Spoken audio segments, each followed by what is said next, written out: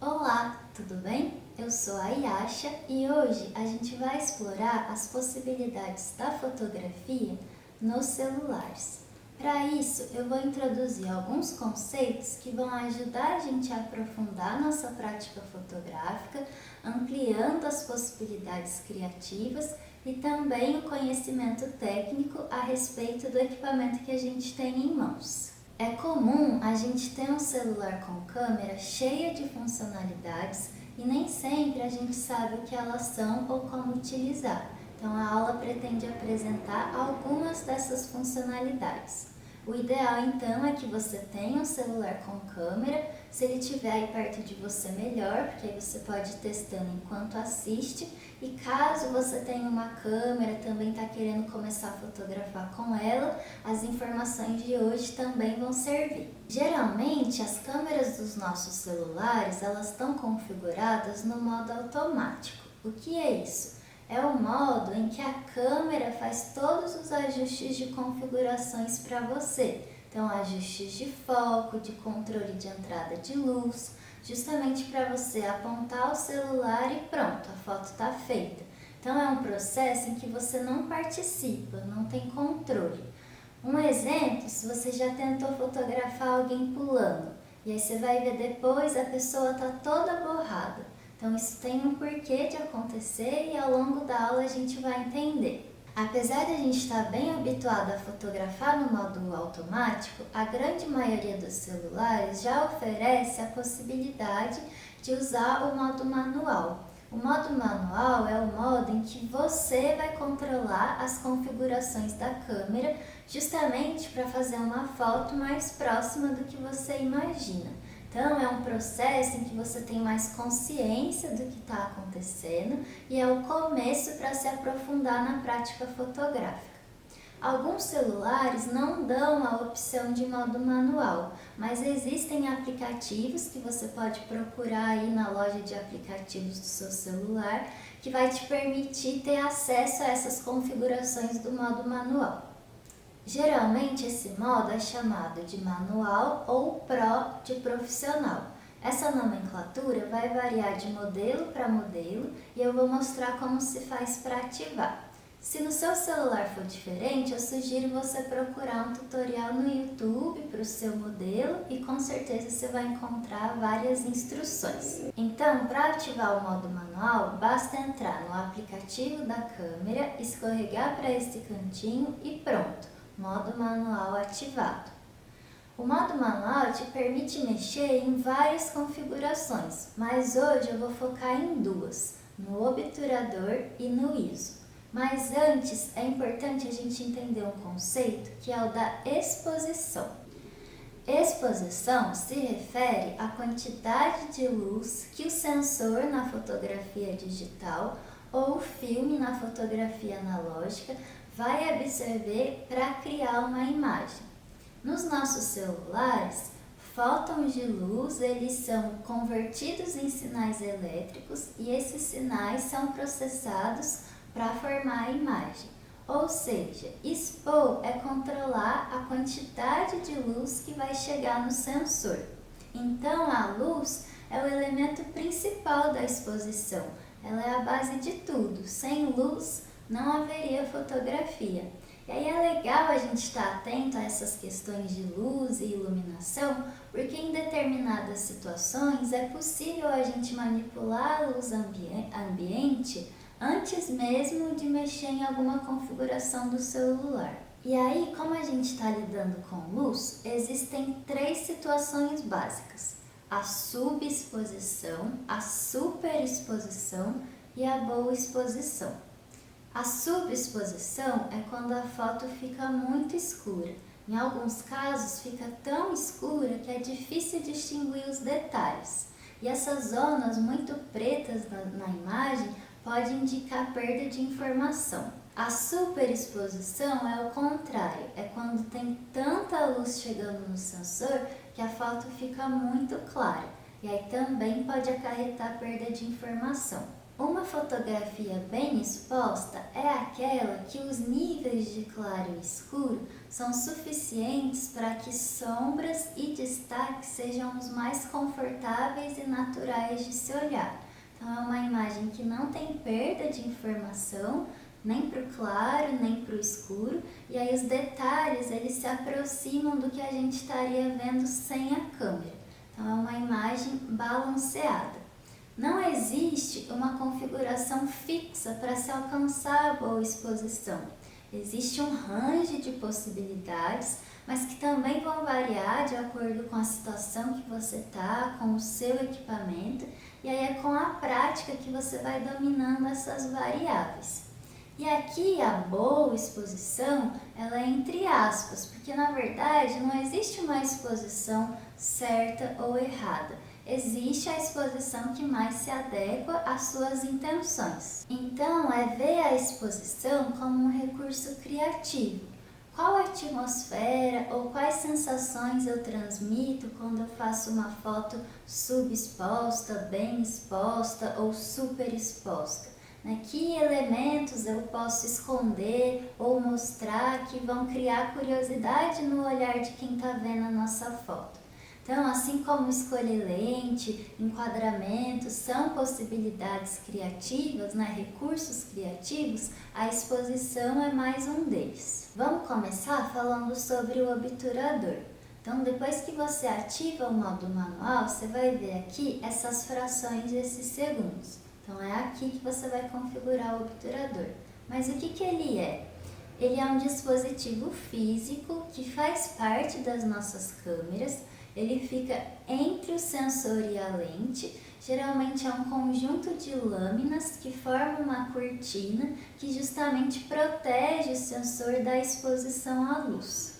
Existem vários tipos de obturador, mecânicos, eletrônicos, mas hoje eu não vou expandir para esse lado. E aqui uma analogia que a gente pode fazer é com as nossas pálpebras, só que diferente delas, que ficam a maior parte do tempo abertas, o obturador ele fica a maior parte do tempo fechado, ele vai ficar aberto pelo tempo que a gente configurar na câmera. Eu vou focar em um dos tipos, que é o obturador de plano focal, porque eu acho que ele ajuda a entender os conceitos com mais facilidade. Então, ele é composto por duas cortinas. Enquanto a primeira abre e permite a passagem de luz, a segunda fecha e dá fim à exposição. Então, o obturador controla o tempo que o sensor vai ficar exposto à luz. E aí a gente pode pensar numa sala com cortinas reais. Se eu abro e deixo a luz passar por 1 hora, essa sala recebeu luz por 1 hora. Mas se aí eu abro e depois de 5 minutos eu fecho, essa sala recebeu luz por muito menos tempo. Então essa é a função do obturador. E aí falar de obturador é falar então de tempo de exposição e velocidade dessa exposição, porque no fundo se trata da quantidade de tempo que a câmera vai levar para fazer uma foto. E aí pode ser um tempo curto ou um tempo longo. E aí como ele é medido? Ele é medido em segundos e frações de segundos. As câmeras oferecem uma sequência pré-determinada dessas velocidades e na maior parte do tempo a gente vai estar lidando com as frações. Então aqui, por exemplo, 1/2 é uma velocidade mais lenta que 1/40. Que em 1/40 a gente está dividindo 1 segundo por um número maior. Então a dica aqui é: quanto maior o número do denominador, mais rápida vai ser a velocidade. Então, para fazer um resumo do que a gente viu até aqui, o obturador influencia diretamente na exposição, porque ele controla o tempo que o sensor vai estar exposto à luz e a velocidade dessa exposição. Velocidades mais lentas, denominadores menores, permitem uma maior passagem de luz, porque o obturador fica aberto por mais tempo. Velocidades rápidas, denominadores maiores, permitem menos passagem de luz, porque o obturador fica aberto por menos tempo. Então, o obturador é um dos fatores que vai contribuir para a foto ficar mais clara ou mais escura.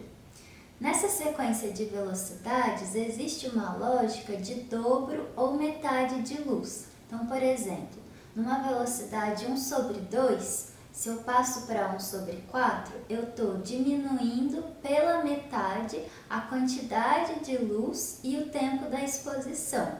Se eu estou em 1 sobre 250 e passo para 1 125, eu estou dobrando a quantidade de luz e o tempo da exposição. E nos celulares, como funciona?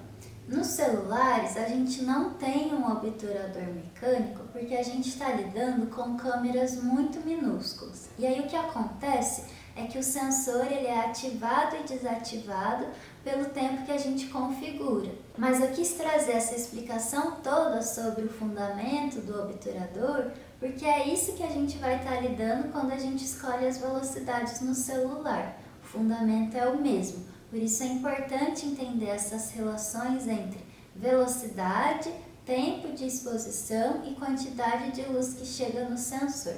Então, a escolha dessas velocidades também tem muita relação com o ambiente que você está. Se você está num ambiente muito iluminado, externa, com sol, provavelmente você vai trabalhar com velocidades mais rápidas. Você não precisa que tanta luz chegue no sensor se o ambiente já tem uma abundância de luz. Agora, se você está num ambiente escuro, de noite, com pouca luz, provavelmente você vai precisar de velocidades mais lentas, justamente para que você tenha um tempo maior de exposição e uma quantidade maior de luz chegando no sensor. Além da exposição, o obturador também vai determinar a forma como a gente captura coisas em movimento. E aí eu vou retomar aquele exemplo lá do início da pessoa pulando. Se você quer capturar o momento exato que a pessoa está no ar, você vai precisar trabalhar com velocidades rápidas, porque nessas velocidades não dá tempo de capturar todo o movimento. A gente captura um fragmento dessa ação, não tem resquício de onde começou e nem onde vai terminar, é aquele momento exato. Então isso gera uma imagem com uma ação que realmente parece estática, imóvel, por isso a gente fala em congelar uma ação. Então a gente consegue fotografar o movimento de coisas que se movem muito rapidamente. Então, carros de Fórmula 1, animais correndo, o momento exato que uma águia caça o peixe no mar. E aí eu vou colocando aqui exemplos de fotos que vocês podem fazer em casa. Esse exemplo aqui da água é um exemplo meio clássico porque a gente consegue ver com detalhes as gotinhas no ar. Então eu convido você a exercitar aí na sua casa, com a mangueira mesmo, velocidades mais rápidas. Por outro lado, quando a gente trabalha com velocidades lentas, a gente realmente transmite a sensação de que aquele objeto está se movendo. Porque como o obturador fica aberto por mais tempo, a gente consegue capturar todo o trajeto, o caminho daquela ação. Então a gente fica com uma imagem com borrões, com rastros do que está se movendo. Um exemplo clássico são essas fotos de cidade à noite, onde a gente vê o rastro das luzes dos carros. Tem essas fotos de cachoeira também. E aí um exercício que você pode fazer na sua casa, que é super divertido, é brincar com uma lanterna. Então você consegue capturar o rastro dos desenhos da luz, você pode escrever palavras inclusive. Então, mais um resumo. Velocidades rápidas vão capturar ações de maneira estática, congelada. Velocidades lentas vão capturar movimentos borrados, com rastro das ações. Eu vou colocar agora algumas fotos de fotógrafos e fotógrafas que fazem um uso muito criativo do obturador, tanto com velocidades rápidas quanto com velocidades lentas. E vou jogar também umas propostas de exercício, caso vocês queiram exercitar aí na casa de vocês. É importante falar também, gente, que junto com o obturador existe uma outra configuração que vai influenciar diretamente na exposição, que é o diafragma. Mas como a grande maioria dos celulares não dá a opção de mexer no diafragma, eu não vou falar dele aqui hoje, até porque a gente também tem um tempo limitado, mas para quem quiser se aprofundar no assunto, eu posso indicar materiais para estudo. Agora vamos falar sobre o ISO. Esse nome faz referência à Organização Internacional de Padronização, do inglês International Organization for Standardization. É uma organização que cria padronização para vários tipos de produtos e tecnologias, não só fotográficos, mas o importante aqui é entender a relação com a fotografia analógica. Como era impossível fabricar um tipo de filme ideal para qualquer circunstância, existiam e ainda existem vários tipos de filme para vários tipos de situação.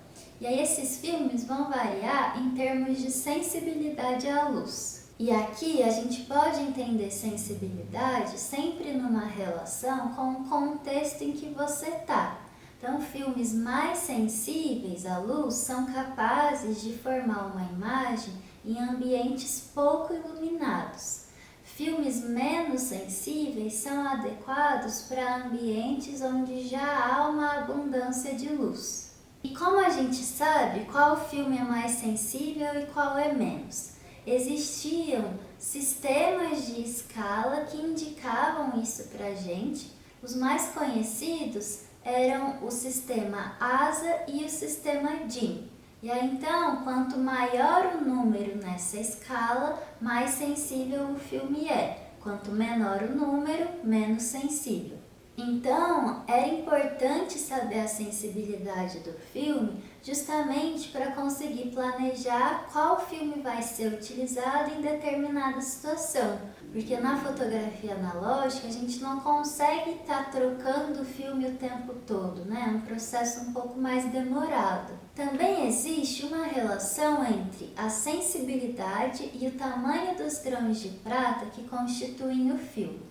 Aqui eu vou fazer um parêntese bem rápido para explicar que o filme ele é composto por uma base plástica, transparente e flexível. Em cima dessa base existe uma mistura química que contém cristais de prata sensíveis à luz. Quando a luz atinge esses cristais, na revelação eles começam a escurecer e é isso que vai formar a imagem. Então, quanto maior a sensibilidade, maior também vai ser o tamanho dos grãos de prata, justamente para conseguir formar uma imagem em ambientes pouco iluminados. Isso pode acarretar uma perda de qualidade e definição dos detalhes. Eu vou colocando agora imagens de diferentes filmes para vocês conseguirem visualizar a diferença nos tamanhos dos grãos. E aí, aqueles dois sistemas, ASA e DIN, eles foram agrupados no padrão ISO e a fotografia digital também incorporou essa escala. A gente pode pensar no digital o ISO como um ganho de luminosidade, de claridade. E aqui dá para a gente também fazer uma analogia, por exemplo, quando a gente aumenta o volume de uma música. Então, no ISO é a mesma coisa. A gente está aumentando os níveis de claridade da foto. E aqui duas observações são importantes. A primeira é de que o ISO não tem relação com a sensibilidade do sensor, porque quando você altera o ISO, você não está alterando configurações do sensor. O sensor se mantém o mesmo. Para alterar a sensibilidade do sensor, seriam necessárias alterações eletrônicas e físicas. Então é diferente, por exemplo, da fotografia analógica, onde realmente a gente estava lidando com a sensibilidade do filme, né, do suporte. A segunda observação é de que o ISO não é um fator da exposição, porque o ISO não controla a quantidade de luz que chega no sensor. Quem faz isso é o diafragma e o obturador. O ISO ele só é processado depois que o obturador fecha, ou seja, quando a exposição termina. Então é mais correto pensar que o ISO é um indicador para o processador da câmera do quão clara a sua imagem final vai ser. Eu vou colocar na tela uma escala ISO simplificada e aí quanto menor o número, menor o ganho de luminosidade. Quanto maior o número, maior o ganho que vai ser adicionado. E aí existem algumas dicas para a gente entender a relação entre os números. Uma delas é tirar os zeros. Então, por exemplo, em 100 fica 1, e aí significa que a luz vai ser multiplicada por 1, e aí então nenhum ganho vai ser adicionado. Em 200 fica 2, e aí a luz que foi originalmente medida vai ser duplicada.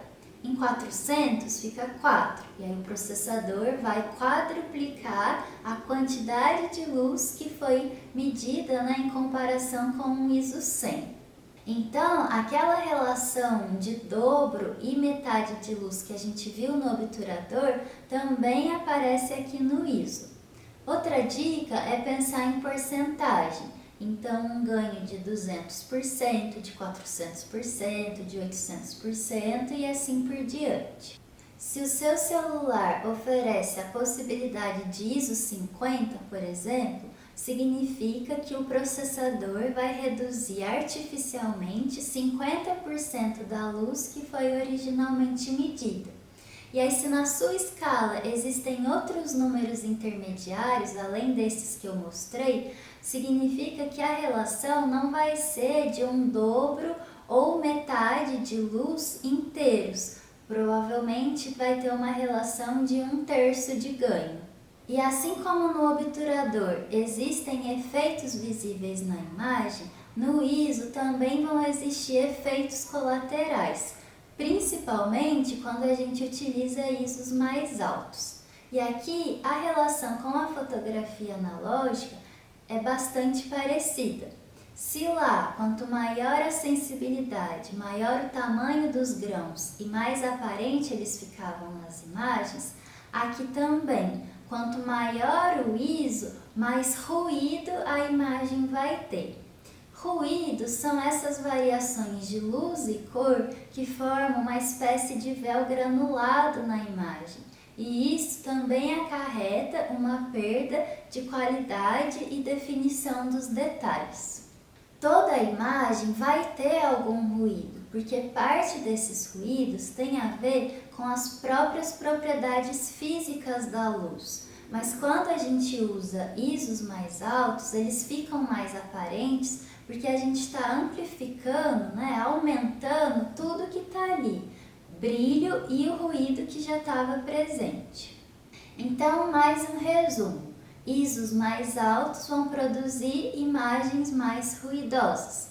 ISOs mais baixos vão produzir imagens com menos ruído.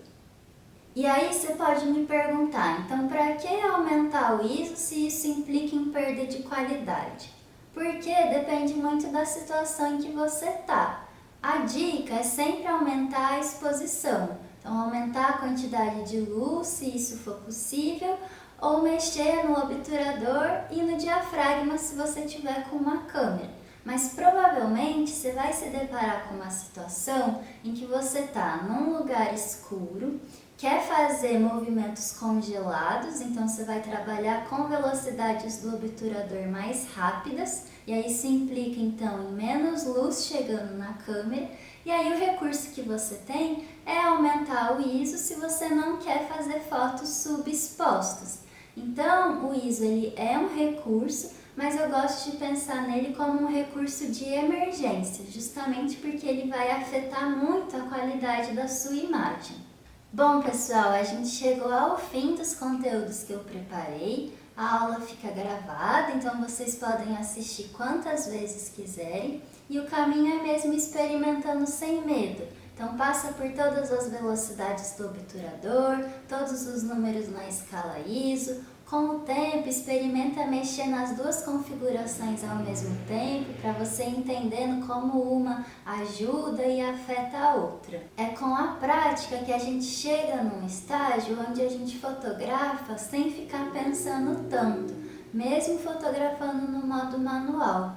com o tempo, essas configurações elas vão ficando mais naturais na nossa cabeça. Fotografar no modo manual é mais desafiador porque a gente está lidando com uma quantidade maior de informações, mas é muito prazeroso sentir que a gente está ampliando o nosso conhecimento técnico e conhecendo mais o celular, que é um equipamento que está com a gente o tempo todo. Estudar é infinito. De tudo que eu falei, sempre dá para aprofundar nas questões e eu também deixei vários assuntos de fora.